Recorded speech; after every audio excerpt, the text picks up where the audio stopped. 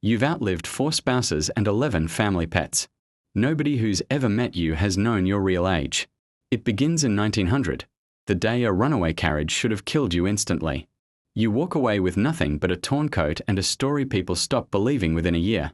You don't notice anything strange until your 30s come and go without a single grey hair, a single new wrinkle, a single slowed step. There's no diagnosis for what's happening to you, mostly because nobody has ever had it confirmed before you. By your 40s, your own wife notices it before you do. She ages around you while your face stays exactly the same.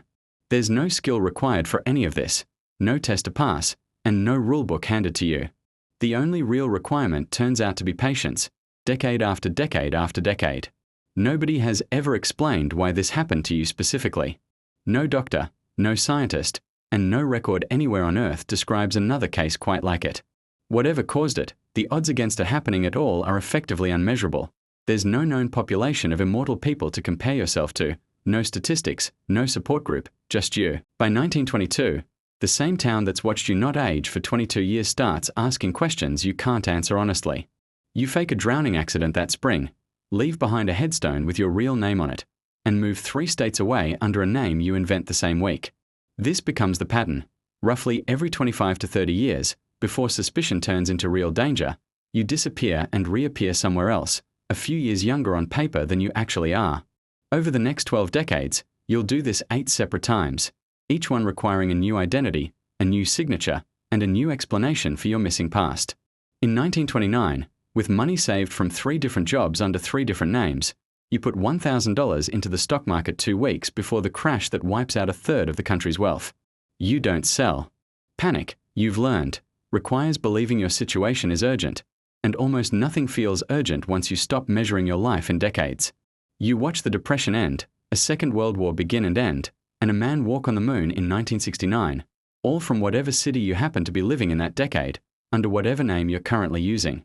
You watch the Cold War end in 1991, watch the towers fall in 2001, and watch an entire planet shut its doors during a pandemic in 2020. For completely different historical eras, for completely different versions of yourself, and not one single grey hair connecting any of them. Left untouched and reinvested the entire time, that original $1,000, growing at the stock market's long-term historical average of around 10% a year, is worth somewhere north of $160 million by 2026. You haven't touched a single dollar of it in 97 years. By the 1950s, you've already lived through the arrival of the automobile, the radio, and the telephone, each one resetting how people expect you to communicate within a single decade. You learn to type, then learn to stop typing the way you learned in the 1950s, because by the 1990s a computer keyboard expects entirely different habits. Every new piece of technology resets you back to beginner status, over and over, for the rest of your life. Doctors become a problem you have to manage carefully, too. A routine physical exam in your 60s isn't supposed to look identical to one from 40 years earlier, so you switch doctors more often than most people switch barbers, and you avoid any clinic that keeps detailed long-term records. You marry 4 times across the 20th century, and bury all 4 of them, each time at a different cemetery, under a different version of your own name. You father 2 children in the 1930s, under a name you abandon within the same decade, and watch them grow from a careful distance after that, never quite their father, always some unexplained family friend who sends money on birthdays and misses most of them in person. The hardest part is never the funerals themselves, it's the 11 family dogs you also bury, because grief doesn't seem to care whether the thing you lost could talk back. You stop introducing yourself to neighbors' children by your 3rd reinvention, because you already know the math. Stay long enough to watch a child grow up, and you'll watch them grow old too, while you stay exactly the same. Friendships still happen, but you ration them now. The same way you'd ration anything you already know will eventually cost you something. You've learned, after enough repetitions, exactly how long you can stay close to someone before the math turns painful again. Usually somewhere around 15 years, give or take a few, depending on how often you let yourself forget the rule. Clothing alone forces constant reinvention, since nothing you own in 1950 still exists by 1980, let alone today. Fabric wears out, styles change, and showing up in the wrong decade's coat draws exactly the kind of attention you've spent over a century avoiding. The same goes for how you talk. Slang and grammar shift enough every 20 years that an accent from your real birth decade would mark you as strange the moment you opened your mouth. Psychologists call the period of life people remember most vividly the reminiscence bump, usually adolescence and early adulthood, and after 12 decades, That's roughly all you can say for certain you remember in real detail. Most of the 20th century, for you, has quietly blurred into a handful of sharp memories surrounded by fog. Currency itself stops being currency at least twice in your lifetime.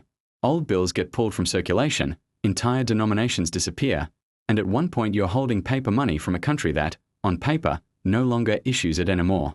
Converting decades-old cash into anything usable becomes its own quiet, recurring project, repeated every time the world resets itself around you. By 2026, your $160 million sits in an account under your 9th legal identity, in a name that's only 6 years old. You don't buy yachts or mansions, because both require neighbors, and neighbors require explanations you ran out of decades ago.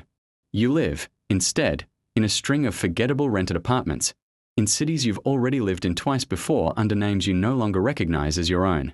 You've watched entire generations live complete lives, start to finish, 3 or 4 times over, while your own life has technically never had a middle or an end, only an extremely long, quiet continuation. The version of you that existed in 1900 and the version sitting here in 2026 share a body and one clear memory of a runaway carriage, and very little else. The single hardest part of any of this was never the money, the moves, or the fake paperwork.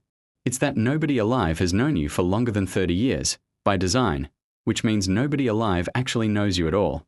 Immortality, it turns out, was never really about living forever. It was about learning to let go of absolutely everything else, on a schedule, over and over, for the rest of time.